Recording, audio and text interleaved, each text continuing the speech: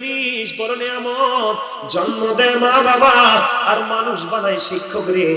এখনকার ছেলে মেয়েরা ম্যাক্সিমামই টিচারদের সাথে বেয়াদবি করে। কথা বলেন না কেন? ও বন্ধু, যারা মা বাবা চিনলা না, শিক্ষক চিনলা না, আমি তোমাদেরকে বলবো, তোমাদের ফিউচারে কি তোমরা ব্রাইট করতে পারবা না?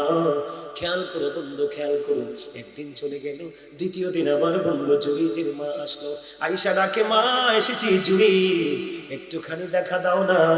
ও বন্ধু, এবার কি করলেন? আজকেও জুরিজ নামাজরত অবস্থায়, জুরিজ আজকেও গত দিনের মতো নামাজটা চালিয়ে গেলেন, মায়ের সাথে দেখা করলেন না। আজকে বন্ধু নামাজ শেষ করে আইয়া দেখি, এসে দেখি আজকেও মা নাই, মা চলে গেছে। ও বন্ধু, একদিন দুই দিন, তৃতীয় দিন আবার আসলেন, মা চোখেনি।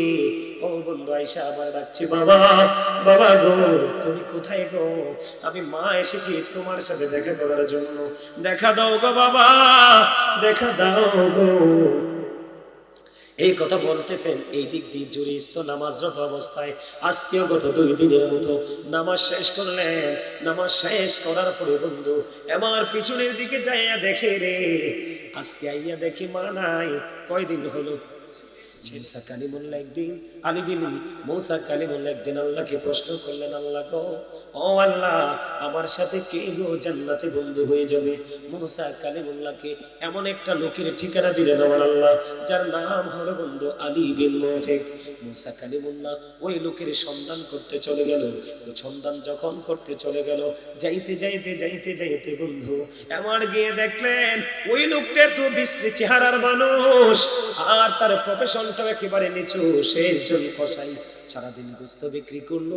মুসা নবী তার এই দৃশ্যটা পরিদর্শন করলো, করতে করতে করতে করতে তার গোস্ত বিক্রি করা শেষ হলো। এবার বন্ধু বাড়ি চলে গেল। মুসা কালিমুল্লাহ ওই ছেলের সঙ্গে, মুসা কালিমুল্লাহ ওই ছেলের বাড়িতে চলে গেল, যার নাম হলো আলী বিন মুফিক। এবার যখন গেলেন, যাওয়ার পরে বন্ধু দেখতে পেলেন, এবার দেখলেন বুড়ি মা একেবারে হাঁটতে চলতে পারে না। ছেলেটা সারাদিন বন্ধু ব্যবসা করেছে, ব্যবসা করে গিয়ে আগে বন্ধু মায়ের খাবার তৈরি করেছে, মাকে পরিতৃপ্ত করলো। ও বন্ধু, মাকে কমপ্লিট করে আবার সে ফ্রেশ হওয়ার জন্য গেল। মুসার মা, ওই আলী বিন মুফিকের মা, আল্লাহর দরবারে দুই হাত তুলে বলে, মালিক রে, আমার ওই ছেলেটাকে মুসা নবীর বন্ধু বানাইয়া জান্নাতে দিও। এবার মুসা কালিমুল্লাহ ওই বুড়িমাকে একটা ডাক দিয়ে বললেন, বুড়িমা, তুমি কি দোয়া করেছো আমার একটু জানতে মনে চাইনি। এবার ওই বুড়িমা ডাক দিয়ে বললেন, আপনি কে গো? আমি তো আপনাকে চিনি না। এবার ওই মুসা কালিমুল্লাহ একটা ডাক দিয়ে বললেন,